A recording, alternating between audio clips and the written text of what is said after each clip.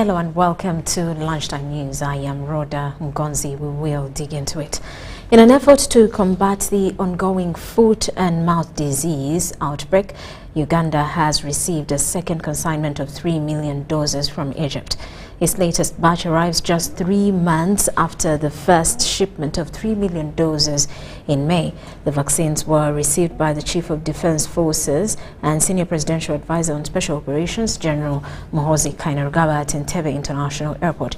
He was accompanied by Minister of Agriculture, Animal Industry and Fisheries, Frank Tumwebaze, State Minister of Animal Industry, Bright Ramirama, Ministry of Agriculture, Animal Industries and Fisheries Permanent Secretary, Major General David Kasura Chomkama, and other senior officials. The FMD outbreak has prompted quarantine in 32 districts across Uganda, causing significant distress in the Kata corridor. Affected districts include Luwero, Gomba, Isinjiro, Kazo, Chiruhura, and Sembabule, among others. To contain the disease, the Ministry of Agriculture has imposed restrictions on the movement of livestock and livestock products into, out of, or through these areas. Uganda's total susceptible animal herd requires 44 million doses of FMD vaccine annually, necessitating a biannual vaccination program costing $167 million per year. The recent vaccine shipments from Egypt will play a crucial role in supporting this effort.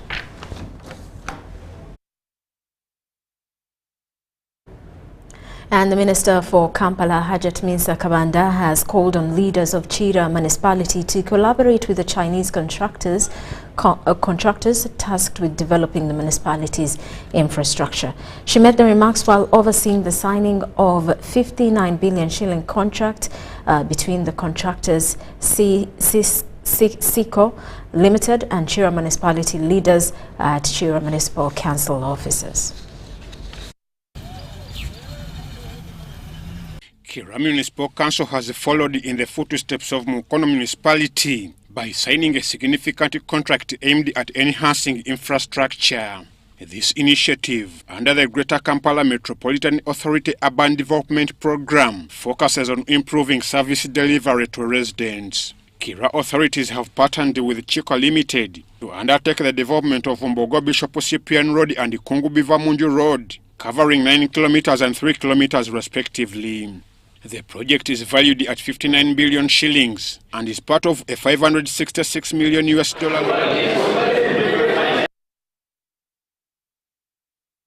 fund from the World Bank.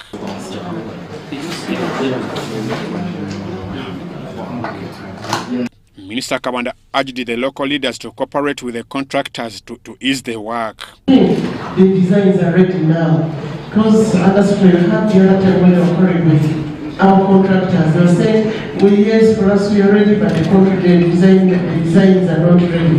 Hope this time the designs are ready, and anytime we say we are going to begin, it should start. She asked Chico Limited to provide job opportunities to the local population so they too can benefit from the scheme.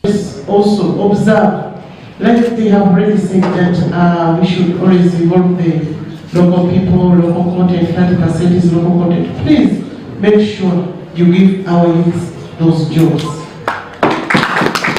Even the other time when I came here, I talked about it, that let's use those people. Don't bring people from outside there, bring them from anywhere, bring them here. Chira Municipality Legislator Ibrahim Semujunganda urged those entrusted with the project to use the funds borrowed from the World Bank appropriately. 184 trillion GDP.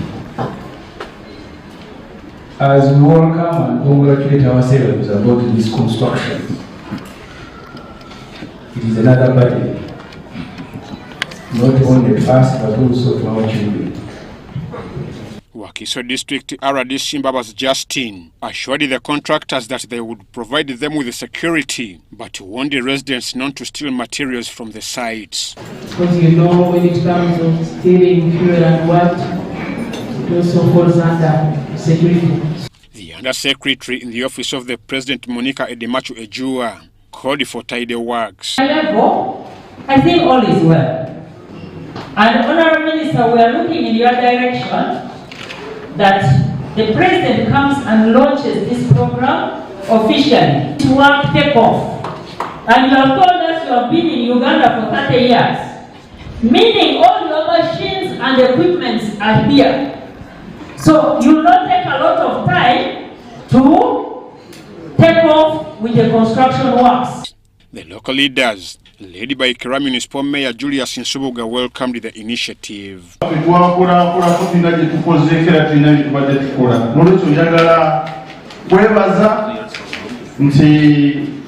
Ofeba mkuwa benefiti nze mu project ye njagala okwebaza government ya Uganda bandinyizero okusigala nga bakole Eggulu, Kasese, Foti, Mbarara n'ebitundu ebirala.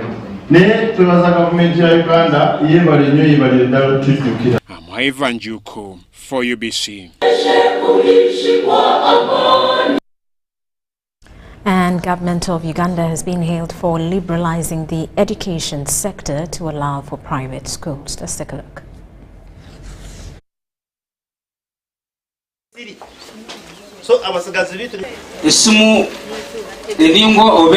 Statistics in Uganda indicate that 27% of primary schools and 66% of secondary schools are privately owned.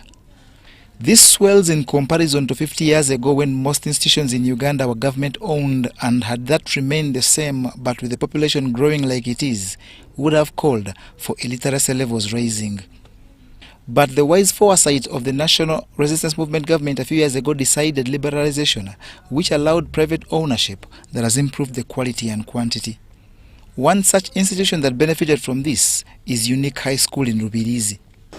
The president, when he came to power, visioned that at one time this country will have a big number of young people in need of enrolling in education institutions, and came out with a law providing for private partners in establishing also private schools in order to absorb the high number of school-going children. And because of that, indeed, the private partners in education have supported the president in this mission of providing education and sports for all learners in this country. Private institutions credit the government for extending support through provision of scholastic materials, but call for more, especially towards sciences. We want to thank government for the good work it's doing, for instance in giving us some textbooks and some other things. However, like we are private school, is a private school, but the students in the private school are not private. So we request the government, like it is providing computers to other schools, if it would add to us also, it would be of the great importance. The appeal is to parents to play their roles to enable learners to achieve their goals. Now, the Obudinja Wamba Cultural Institution Cabinet has convened a special sitting to pay tribute to Stephen Auma, the fallen station manager for UBC's Bundibujo Best Radio Station, Voice of Bundibujo. The cabinet members commended Mr. Auma for his contributions to radio broadcasting and nurturing journalism in Bundibujo.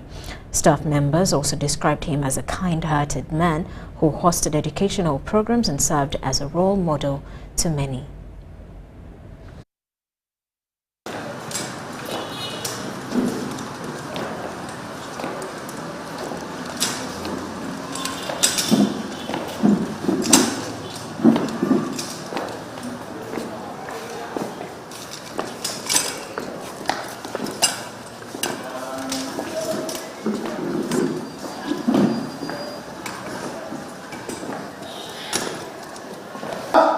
Saka, tumia.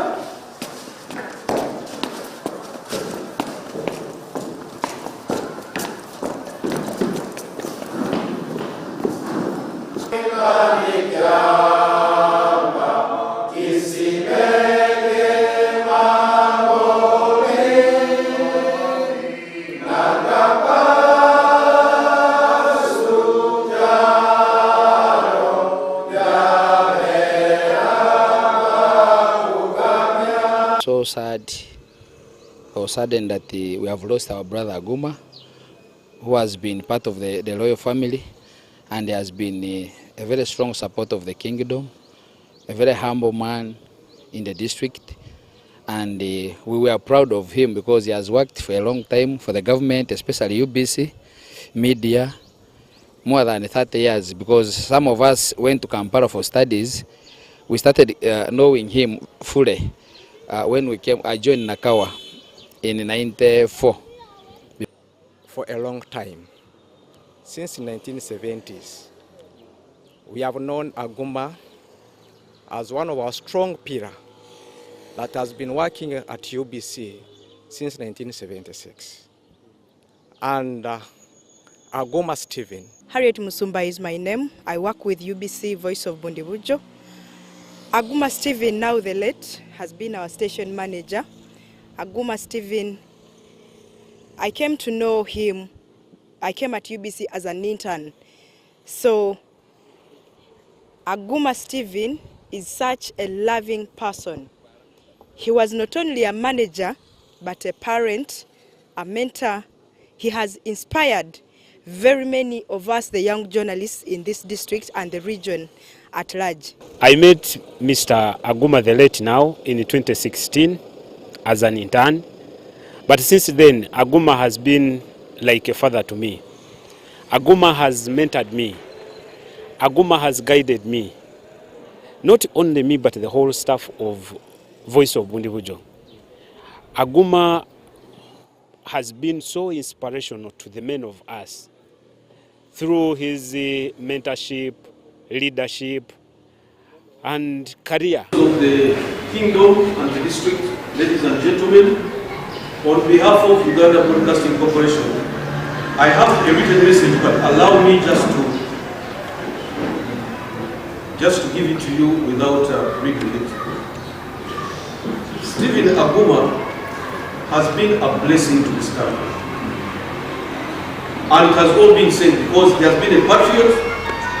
He has been a very humble servant that you would not even ever know the credentials that he holds in the kingdom and as a radio station manager.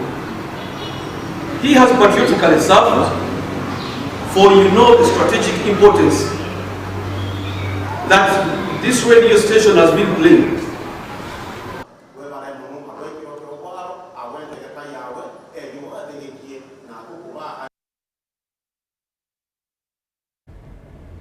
And the National Unity Platform NUP party recently embarked on a national tour starting from Bundibujo and proceeding to Bushenyi. Party President Robert Kyagulanyi Ssentamu, accompanied by opposition MPs including Joel Senyonyi, led a march through the streets of Bushenyi to Kizinda grounds where they held a rally. During the rally, Kyagulanyi emphasized the importance of unity and strongly condemned corruption. You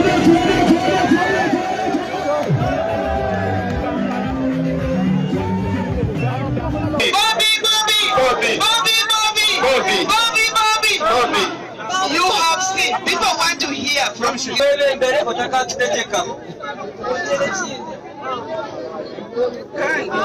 Your Excellency, Mr. His Excellency Robert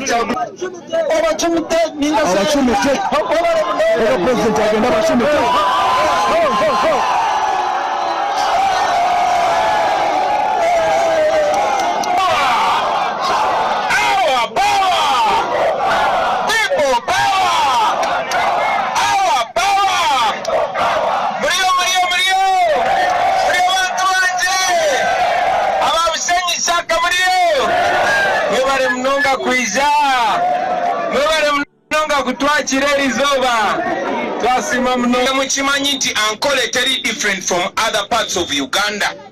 Ebikubashasha nibyo bishasha bichweka byona bya Uganda. Ebikubashasha nibyo bishasha basoga, nibishasha abaganda, abachori n'abantu bona bo bichweka bya Uganda ebindi. Kale tuina kolera wamu ne tuchusa Uganda fena.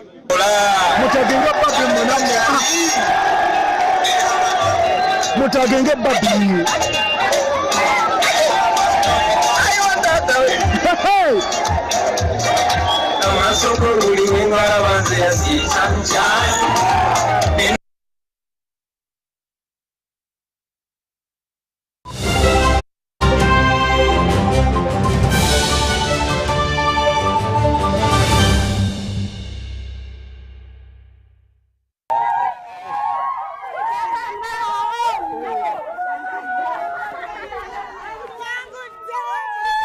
Amanya gange nze Namtebi Sharon nga nkolera wano wennyini Saka Kirombe oba Makindye.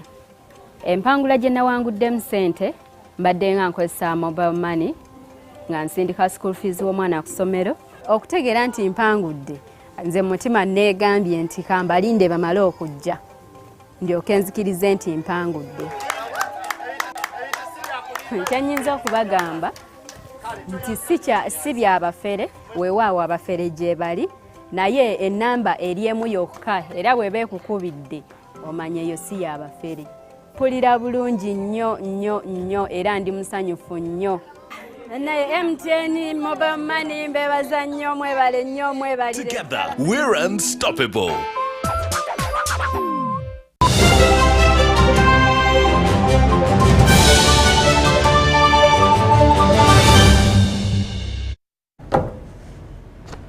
Welcome back. You are still watching Lunchtime News. Now, following the unveiling of the UDP4 roadmap by the National Planning Authority and the civil society organizations under the umbrella body of OSNet, a non-state position paper has been developed. This paper aims to influence the prioritization of human capital development, natural resources, environment, climate change, land and water management programs. In Gojo Refugee Settlement, Ajumani District. I'm a graduate. I graduated under STEP project implemented by Window International, Uganda. West Nile leaders have expressed their gratitude to the European Union for supporting youth skills training in the region. This initiative has created employment opportunities and meaningful activities for the youth. Refugees, as we know that the ratio has been reduced, it is very difficult for us to have a 3 square meal per day. But right now, after getting this the intervention manager for Support Skills Uganda by the EU, Okot Chaos, explained that the project involved training in various activities such as digital marketing, motorcycle repair, tailoring and soap making. The goal of the support program to the refugee settlements and host communities in northern Uganda has been to improve food security, nutrition and livelihoods in the West Nile region. Was to make sure that we transition refugees from humanitarian aid to sustainable development by making them self-reliant. And how can they be self-reliant? It is only when you give them skills, or you give them tools, or you give them startup materials to do a business. And that's why our niche was giving training, skills training, technical skills training, giving business development service, giving startup kits, making sure that they have access to financial. Currently, 73% of the skilled youth are self-employed, while 6% are wage-employed, compared to 71% of the youth in West Nile who are living in extreme poverty with an unemployment rate of 31%. Now, 6,000 youth have been successfully skilled and are ready to improve their lives. However, district leaders are calling for continued support from the EU, given the increasing number of refugees who will need support and skills training. So we need to strengthen the aspect of marketing for refugees to access market. And we think that is possible if we develop different value chains. Yes, could be there are suppliers within the settlement, there are also wholesalers within the settlement. If there could be entities that can do business development, serious business development, this initiative also supports Sustainable Development Goal 8, which focuses on decent work and economic growth. The Skills Development Project has helped the youth integrate socially and economically, enhancing their lives and communities. Implemented by Enabel from 2016 to 2023, the project aimed at addressing poverty and unemployment. But right now, after getting these skills and after this training, I can provide for my family, we can afford that, and I can do more I can support my family in case of emergencies. I can get a loan from the saving group and support the family in terms of school fees, medical bills. Right now I open my own business. As I speak right now, I stand on my feet. In a day, I'm serving something like 50. But if people are getting rich per day, I'm serving something like. So that Kaye, UBC News. And that's the European Union which has concluded a skills development project in West Nile after successfully training 6,000 youth in the region.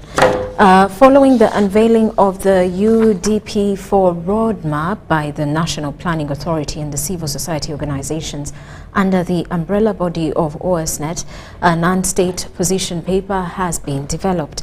This paper aims to influence the prioritization of human capital development, natural resources, environment, climate change, land and water management programs. What needs to be done? So if we work together closely, I believe we shall collectively, the civil society organizations in Uganda, to collectively have dialogue with different line ministries that include the Ministry of Water and Environment, Ministry of Education, Ministry of Health, development partners and politicians, for us to bring to fore the key challenges that our sector is facing and the need for water, sanitation and environment to be prioritized in the upcoming National Development Plan 4, which is currently being developed by government under the leadership of the National Planning Authority. Private sector engagement is very critical for the sustainability of these interventions, but also being able to integrate with ongoing government programs. We've talked about the parish development model that has been talked about. I think it's high time we plan our development in that angle. That is looking at creating work. That is looking at educating the masses. It's looking at empowering the masses with knowledge and skills. So I think it's paramount that in our planning, we link to those programs, we educate the masses, we empower them for them to be able to sustain these interventions. Where we stand now, water and sanitation are key in the livelihoods of people. They are key to the economic transformation of the country. However, you find that on average, the national budget that's allocated to the programs that address water and sanitation have an average percentage of around 3% of the national budget. So what we're here today is to bring to fore the importance we all witnessed in COVID-19, where access to clean water was a priority to address such pandemics, and is still key to address diseases like cholera or typhoid. There is a call for CSOs out there and other like-minded organizations to join government in resource mobilization, in attracting investors into the country to enable us reach or attain the priorities that we've set to do. We plan regulations for this act. So can we work together and ensure that some of these policies, the laws that are being passed by the respective ministries, are disseminated down to the common person. And Entebbe Division B has initiated a community cleaning exercise in Chigungu and surrounding lakeshore communities under the Weyonje program. This initiative aims to promote general cleanliness and hygiene in homesteads by effectively managing waste disposal. It also seeks to protect the environment and mitigate the hazards posed to Uganda's aviation by reducing the number of birds in the vicinity of the airport. Chairperson of Entebbe Division B, Richard Sechondo, says they have enacted laws to address any groups that defy the campaign. We want to teach each and every one, from the homesteads, from the working communities, the markets, the schools, on how to manage their garbage in a proper way. Therefore, we have launched a campaign which is going to run for 4 months. We started last month. Today we are moving town to town, house to house, sensitizing the masses on how to manage their garbage. And we are teaching them that it's high time now for them to start looking at garbage not as a challenge, but as an opportunity or as a raw material which they can add value on and get some money. We can still create some employment opportunities straight away from our homes. We have introduced some laws that are going to help us manage those who will not abide by the bylaws we have put in place. Because Division B, we declared the Division B as a litter-free zone. We want to come up with a model division in Uganda, a division that has a self-sustainable community. All the children have to be at school. All people have to be with something they do in a way of earning something for them to sustain their families. We have learned that many people in Entebbe, around the lake shores of Entebbe, the fishing communities, are suffering from issues of bacterial infections, the diseases that are caused by bacteria, which are in line with poor hygiene. So after learning this, that people spend a lot of money, there are very many cases of sickness, we've learned that we have to come up with a solution on how to manage this. That is by sensitization, teaching people on what to do. We are learning that maybe they don't know what to do. That's why we come up with a program of sensitization and teaching. After the 4 months of sensitization and teaching, we appreciate that people will have learned what to do and how to go about the garbage. Basewo ne banyaba abatulaba leero tugenda tusanga ng'omuwendo gw'endwadde ziri wano mu Ntebe zeeyongedde buli nkya n'eggolo. Ekyo kivudde okubeera nga tuliraanye mazzi, enkuba yonna nga bw'etonnya ekulukusa n'egenda ku mazzi, ate naffe tukwata amazzi ago ne tumala tuganywa. Na kuliko n'abantu abagenda basamasa kasasiro ku byalo, oli n'akwata akacupa n'akasola ku luguudo, n'akwata pampa n'asola ku luguudo. Meanwhile, residents in Namayingo and Busia districts have decried the deteriorating state of their temporary bridge. Lomboka Bridge in Buswale sub-county connects Namayingo to Busia district. They say several people have been killed while using this bridge, which hinders movement. Business community also says they have suffered losses as a result to the poor state of the bridge. The residents' call has been answered by CN Sugar Factory that has promised to construct a permanent bridge. This was revealed as Namayingo district leadership was touring the CN Sugar Factory sugarcane plantation. The place that joins Busia and Namayingo districts. For a long time our people have suffered. Crossing here when it has rained is a very tricky thing. As you can see, we are using wood for people to cross and join the two districts. The people of Buswale, the people of Namayingo district have had it very rough to cross. Because of this challenge, we consulted our investor, CN Sugar, to support us. Because for us as a district, the resource envelope has been very small. Many times we have planned to do this place, but because of budgetary constraints, we have failed to work on this place. I want to thank in a special way CN Sugar Limited that has accepted to bridge this place. And as we speak, some of the culvert lines have already been delivered. Works are going to be done here, and our people from Namayingo and Busia, it will be very easy for them to cross. And I've been shocked to find that there is a bridge here which is locally made by our people it is also a business road. I've been briefed that smugglers use this road in smuggling goods from Kenya via Busia as they lead to Uganda through Namayingo. So I've given my DPC instructions to make sure that we put here police to sometimes come and have a checkpoint here to make sure that people who are moving with goods, they are not doing smuggling. Because when you do smuggling, first of all, you are denying government taxes, and when you deny us taxes, then you are denying government the right and ability to give a service to the public. Their purpose was to prove if the minister is right by saying that the sugarcane we have is not enough to elect a sugar mill here. So today they came, we moved around in the fields. So far we have visited, I think, something like 3 villages. We visited Wundo, we visited Buhunya,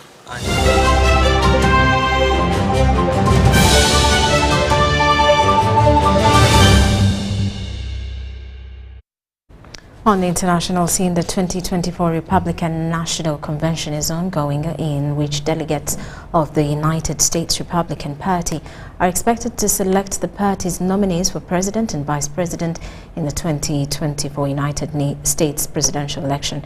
It started on the July 15th and will end on 18th of 2024 at Fiserv Forum in Milwaukee, Wisconsin.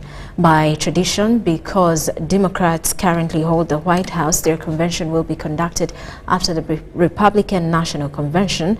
The 2024 Democratic National Convention is scheduled for August 19th till the 22nd.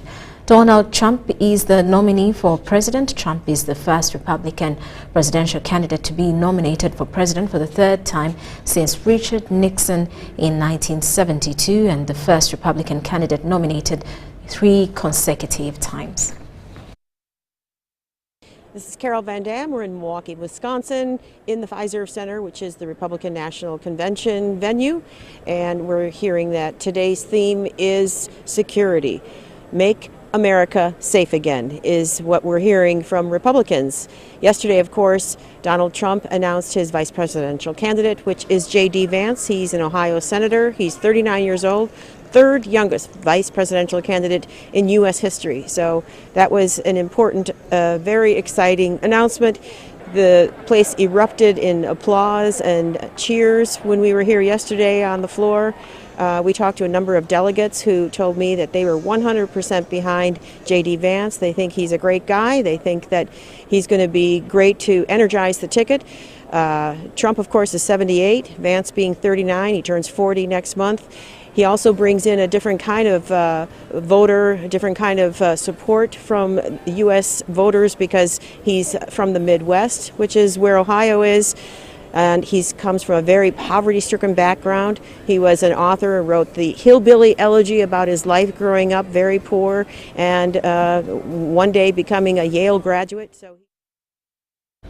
And Rwandan President Paul Kagame won the country's presidential election, receiving 99% of the vote, according to results released by the country's election body. Now, Kagame won by a similar percentage in 2017. Thanks for having me. I think the reaction actually that's been more, just on both sides has been, a lot of it has been on social media. And I'm going to just read you a few of them here. Maybe being on social media and the anonymity of being on social media allows people to express themselves a lot more, because in Kigali things have not really changed. I think the atmosphere even before the elections didn't seem like that there were elections happening, because usually you have a lot of billboards, you have candidates here and there, but in Kigali, it's been most of the time when you saw a billboard, or an ad or anything like that, it's been mostly, something that was showing President Paul Kagame. Rarely I've seen actually a billboard from one of the opposition leaders. So let me just read you a few things from social media. Okay. And I'm going to start with the French one that said, arrêtez de blaguer avec le peuple rwandais. Cette élection, c'est du pur théâtre. You understand what that is. Stop joking with the Rwandan population, with the people of Rwanda. This is pure theater. Another one says there was no election in Rwanda. Another one talks about Kim Jong-un, the North Korean leader, saying that even Kim Jong-un doesn't score like this. One last one that talks about this percentage, meaning the 99.15 or 14%, the person says is very frightening.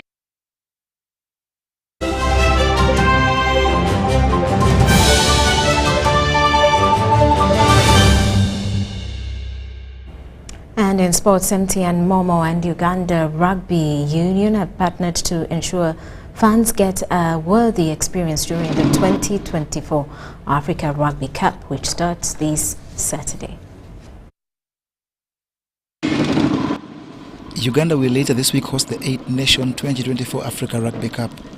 It will have 8 nations including Burkina Faso, Namibia, Senegal, Kenya, Algeria, Cote d'Ivoire and Zimbabwe, and will start at the quarter-final stage.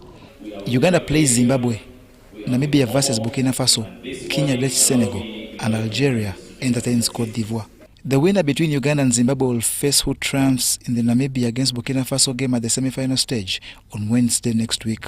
To ensure fans' experience is memorable and also tick Uganda's organization, Uganda Rugby Union has partnered with MTN Momo for online ticketing. The end destination is for us to elevate the game of rugby in this country to a far higher standard and level than where it is currently. And we stand, I think, on good ground so far, given the quality of players we have, the fan base we have, the regulatory environment, the media partnerships that we do have. So I think let us apply our mind and cast our sights and eyes ahead to see that rugby in this country, or rather Uganda for that matter, is entrenched and regarded as a rugby powerhouse on the African continent. That's where our destination is, for a fact. MTN returns to rugby 10 years since its departure and is here to ensure the fans get the best experience through Momo and its friendly discounts. A new partnership between the Uganda Rugby Union and Momo from MTN that is going to help us deliver a wonderful experience for our fans. We at Uganda Rugby Union pride ourselves in one of our driving goals, which is to deliver an unbeatable fun experience to all our fans and stakeholders at all our events. And we are glad to welcome Momo from MTN, who are here to help us deliver on that promise. So, for starters, this partnership is going to cover the 2024 Rugby Africa Cup, and then we hope that it will cover the rest of Uganda Rugby Union's events that are coming up. The tournament that serves as the first stage for the 2027 Men's Rugby World Cup qualifiers for the African region will be played at Nambole and Wankulukuku stadiums. The services that we offer are anchored on connectivity. And so our teams are combing these sites, this area where there is Wankulukuku, to ensure that the signal is boosted, connectivity is strong, in terms of being online to either purchase or experience if you're not able to come to the venues. So connectivity is significantly being enhanced. Well, that does it for Lunchtime News. Thank you for sticking with us. I am Rwanda Election. Good afternoon.